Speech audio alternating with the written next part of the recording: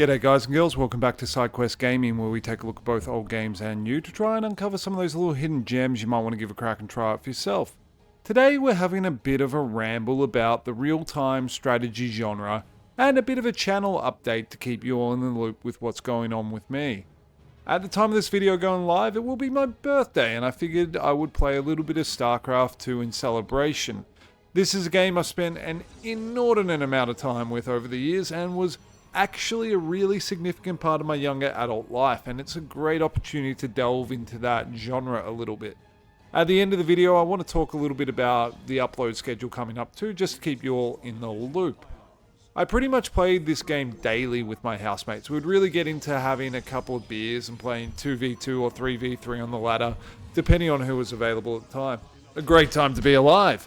So a good chance to have a bit of a chat about the genre in general, and its more recent resurgence and the challenges it faces across the board. Growing up, RTS games were really one of the foundations of what got me into gaming. Age of Empires, Age of Mythology, Red Alert, the Command & Conquer series, StarCraft, and then a whole bunch of really odd and wonderful jank titles that I managed to find ways to download off the internet. Often they weren't in English, often they didn't work properly, but they were really cool, and this love of RTS later continued with Homeworld, Warcraft 3, Dawn of War, Company of Heroes, those kind of games moving on. These games provided kind of a rather unique combination of elements that were really appealing to me. The perspective and the distance of the camera angle allowed for the rather lower quality of graphics to still be really readable and immersive. This really supported the world building and the suspension of disbelief that allowed me to dive into these titles more deeply. This enhanced the fact that almost all the games I fell in love with had really good stories that were well fleshed out with great characters and great plot arcs. This is perhaps one of the first main points of difference between what we call the so-called old school RTS and some of the more modern ones that have been less successful. The importance placed on narrative and story. RTS as a genre rose to its heights on the success of the multiplayer environment. StarCraft was always renowned for how intense and exciting these competitive matches were. This became the dragon that developers kind of started to chase, often at the expense of a well-developed single-player campaign. And in my opinion, the lack of this key element was one of the key reasons that some of these titles were not as successful as they could have been. StarCraft 2, looping back, learnt from this lesson. While the competitive multiplayer environment is second to none for this genre, the game is an absolute blast in the competitive format.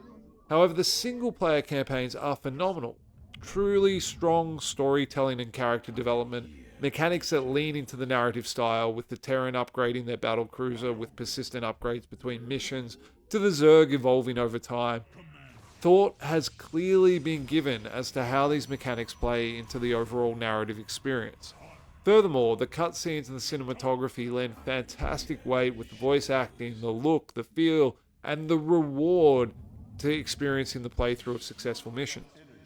If you've not played through the storylines at least once of StarCraft 2, I highly recommend it. Give it a shot. It's a good story. It's a fun experience.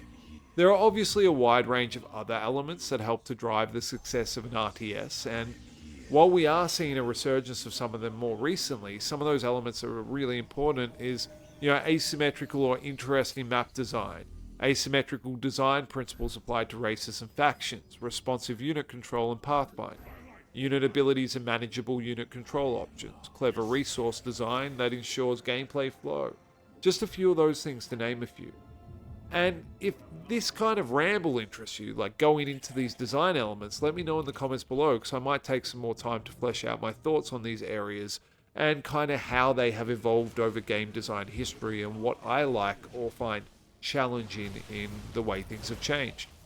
As we start to kind of wrap up a bit of this video, I want to let everyone know that I am actually over in the UK at the moment on a bit of a holiday, and at the time of this upload I've been over for about 2 weeks. So my original plan was to have enough videos pre-recorded to cover the duration of the trip, but unfortunately life and time got away from me, and while there are a few more scheduled for release after this one, there will be about a week or so where there won't be any uploads until I'm back.